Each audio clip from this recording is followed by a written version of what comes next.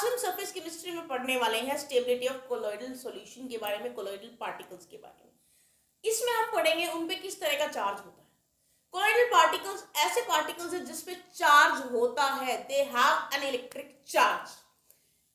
अब वो charge positive भी हो सकता है, नेगेटिव भी हो सकता है, चाहे वो पॉजिटिव हो चाहे वो नेगेटिव हो। पार्टिकल्स पे सब पे एक तरह का ही चार्ज होगा, या तो वो सारे पार्टिकल्स कोलॉइडल पार्टिकल्स या तो सारे पॉजिटिवली चार्ज होंगे या वो सारे नेगेटिवली चार्ज होंगे। तो इसी चीज का क्राइटेरिया रखते हुए मैं आपके सामने कुछ एग्जांपल्स पहले डिस्कस करूंगी कोलॉइडल पार्टिकल्स के, इनफैक्ट दिस कोलॉइडल सॉल्यूशन के जिसपे चार्ज होता है। तो दोनों तरह के एग्जांपल हम डिस्कस करेंगे। पॉजिटिवली चार्ज्ड सॉल्ट्स, यहां मैं लिखूंगी नेगेटिवली चार्ज्ड सॉल्ट्स। दोनों के एग्जांपल्स मैं आपके सामने लिखने वाली हूं।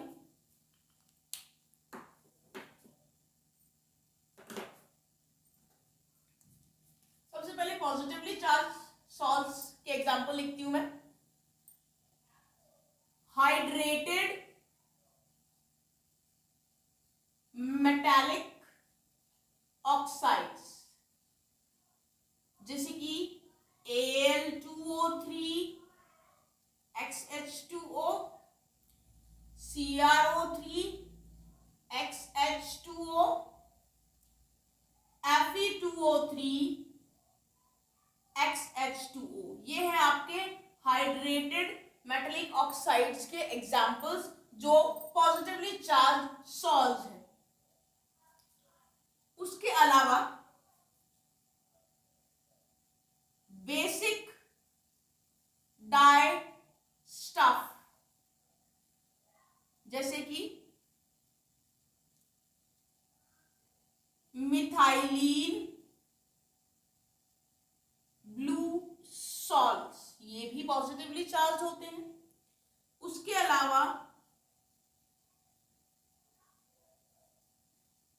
हीमोग्लोबिन ब्लड में जो होता है वो भी पॉजिटिवली चार्ज सॉल्ट है। ऑक्साइड्स जैसे TiO2 सॉल्ट है वो भी पॉजिटिवली चार्ज होता है। अब आ जाते हैं नेगेटिवली चार्ज सॉल्ट के एग्जांपल्स पे। मेटल जैसे कि कॉपर, सिल्वर, गोल्ड सॉल्ट्स, ये नेगेटिवली चार्ज सॉल्ट्स होते हैं।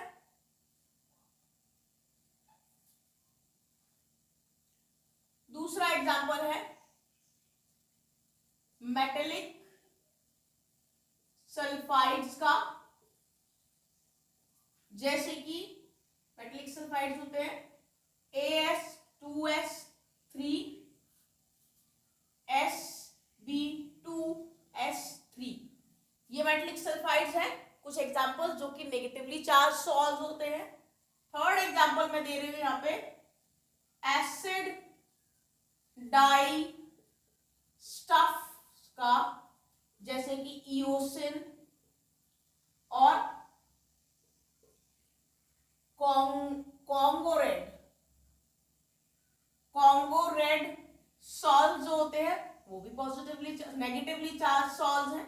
फिर एग्जांपल देती हूं मैं सॉल्ट्स ऑफ गम, जेलेटिन, उसके अलावा स्टार्च, ये कुछ एग्जांपल्स हैं। और क्ले, ये एग्जांपल्स हैं नेगेटिवली चार्ज सॉल्ट्स की। तो मैंने आपके सामने डिफरेंस नहीं लिखा है, एग्जांपल्स लिखे हैं नेगेटिवली चार्ज और पॉजिटिवली चार्ज सॉल्ट्स की। अब इसके बाद अब हम डिस्कस करेंगे कुछ थ्योरीज जो कि चार्ज के ओरिजिन को एक्सप्लेन कर सकती है।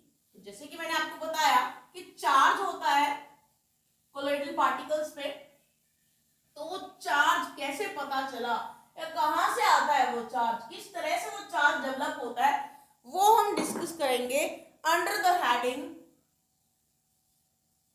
origin of charge।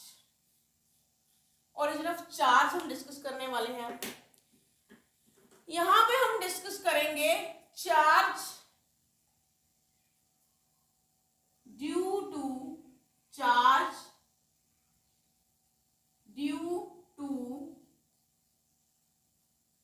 preferential adsorption of ions। यहां पर हम डिस्कस करने वाले हैं charge due to preferential adsorption of ions। So जो आपके सॉल पार्टिकल्स होते हैं वो एक्वायर कर सकते हैं पॉजिटिव और नेगेटिव चार्ज। तो डिस्कस करते हैं the sol particles can acquire positive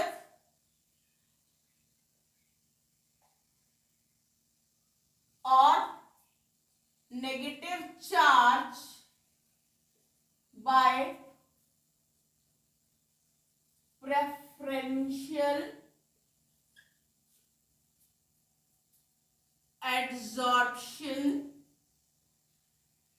of positive और नेगेटिव आयंस। तो जो सॉल पार्टिकल्स होते हैं उनके ऊपर पॉजिटिव या नेगेटिव चार्ज आ सकता है। कैसे? प्रेफरेंशियल एड्सॉर्प्शन की वजह से। वो अपनी प्रेफरेंस के हिसाब से एड्सॉर्प्शन करते हैं पॉजिटिवली चार्ज या नेगेटिवली चार्ज आयंस का, जो वहां उस कोलॉइडल सॉल्यूशन में प्रेजेंट होते हैं। तो कैसे चार्ज डेवलप करते हैं वो हम डिस्कस करेंगे। नाउ व्हेन टू और more ions are present in the dispersion medium। हम क्या करते हैं, कई बार इलेक्ट्रोलाइट्स हम यूज करते हैं प्रिपरेशन के लिए, तो वहां पे एक या एक से ज्यादा आयंस का प्रेजेंट होना नॉर्मल है। तो जब एक या एक से ज्यादा आयंस प्रेजेंट होते हैं डिस्पर्जन मीडियम के अंदर, तो क्या होता है? प्रेफरेंशियल एड्सॉर्प्शन होती है of the ion common to the colloidal particles takes place। तो देखिए, जब हमारे पास दो या दो से ज्यादा आयंस प्रेजेंट होते हैं डिस्पर्जन मीडियम के अंदर, कैसे आते हैं मैं आपको बता चुकी हूं, इलेक्ट्रोलाइट की वजह से दो या दो से ज्यादा चार्ज आयंस के आने की चांसेस होते हैं। तो ऐसा होने से प्रेफरेंशियल एड्सॉर्प्शन होता है इन आयंस का जो प्रेजेंट है डिस्पर्जन मीडियम में। कैसे आयंस एड्सॉर्ब होंगे? किन आयंस की प्रेफरेंशियल एड्सॉर्प्शन होगी? जो कॉमन होगा, कोलॉइडल पार्टिकल से मैच करता होगा, कॉमन होगा उनसे, उनकी प्रेफरेंशियल एड्सॉर्प्शन होती है। उन आयंस की प्रेफरेंशियल एड्सॉर्प्शन होती है जो कॉमन होते हैं कोलॉइडल पार्टिकल्स के अंदर। तो इसे कुछ एग्जांपल्स लेके समझते हैं, then it would be much more clear. तो सबसे पहला एग्जांपल हम यहां करेंगे हाइड्रेटेड फेरिक ऑक्साइड। ना हाइड्रेटेड फेरिक ऑक्साइड, इसको प्रिपेयर करने के दो तरीके हैं। पहला तरीका है, इस हाइड्रेटेड फेरिक ऑक्साइड को प्रिपेयर किया जाएगा, is prepared by adding FeCl3 to hot water. पहला तरीका है, उसमें हम क्या करेंगे? पहले तरीके में FeCl3 को ऐड किया जाएगा हॉट वाटर। तो अब क्या होगा? It adsorbs Fe3 positive ions from the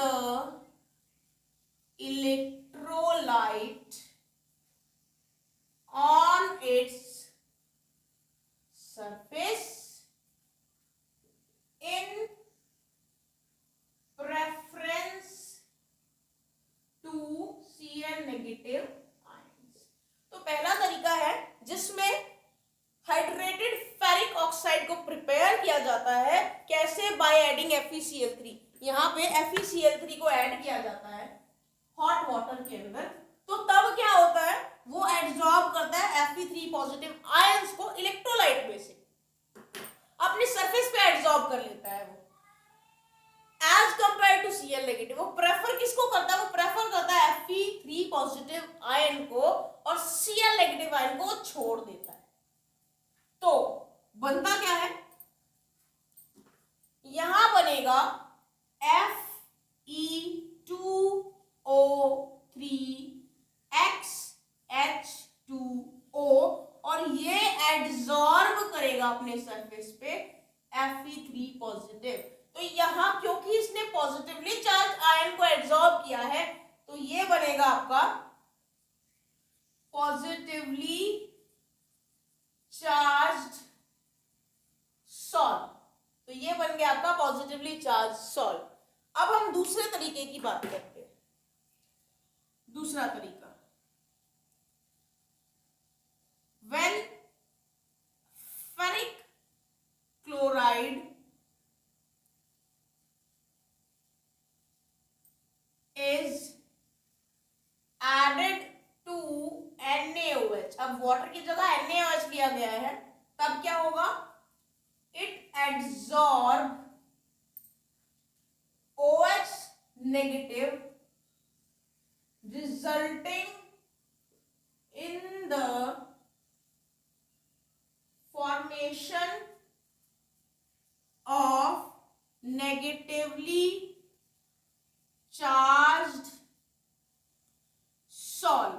अब क्योंकि हमने फेरिक क्लोराइड के साथ में NaOH ले लिया है, तो अब वो क्या करेगा, वो एड्सॉर्ब करेगा, फेरिक ऑक्साइड जो बना है वो एड्सॉर्ब करेगा OH नेगेटिव आयन को, उससे हमारा नेगेटिवली चार्ज सॉल्ट बन जाएगा। तो वो कैसा होगा, Fe2O3XH2O will adsorb OH negative ion and this will result in negatively charged salt। तो इस तरह से दो तरीके हैं यहाँ पर हाइड्रेटेड फेरिक ऑक्साइड सॉल्ट बनाने के। एक तरीका ये है जिससे बनेगा पॉजिटिवली चार्ज सॉल्ट, दूसरा तरीका ये है जिससे बनेगा नेगेटिवली चार्ज सॉल्ट। एक और एग्जांपल करते हैं।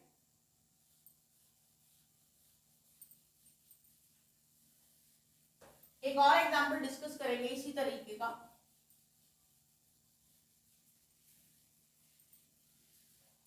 अब जो हम एग्जांपल करेंगे दूसरा बी। अब क्या होगा, यहां पे हम लेंगे silver nitrate. If silver nitrate solution is added to aqueous solution of Ki, potassium iodide के एक्वस सॉल्यूशन में अगर हम सिल्वर नाइट्रेट सॉल्यूशन ऐड कर देते हैं, तब क्या होगा, सिल्वर आयोडाइड इज फॉर्म। अब यहां पर सिल्वर आयोडाइड बनेगा और क्या करेगा, silver iodide form will adsorb negatively charged ion, that is I negative। तो अब क्या होगा, सिल्वर नाइट्रेट सॉल्यूशन जिसको हमने ऐड किया है एक्वस सॉल्यूशन में पोटेशियम आयोडाइड के, वहां सिल्वर आयोडाइड बना हुआ है और वो एड्सॉर्ब करेगा नेगेटिवली चार्ज आयन आई नेगेटिव। तो ऐसा करने से क्या होगा, ऐसा करने से आपका नेगेटिवली चार्ज कोलाइडल सॉल्यूशन बन जाएगा। तो ये कहां से एड्सॉर्ब करेगा इस आयोडाइड आयन को, आई नेगेटिव आयन को, फ्रॉम द डिस्पर्जन मीडियम। क्या है यहां पर dispersion medium, Ki, and it will form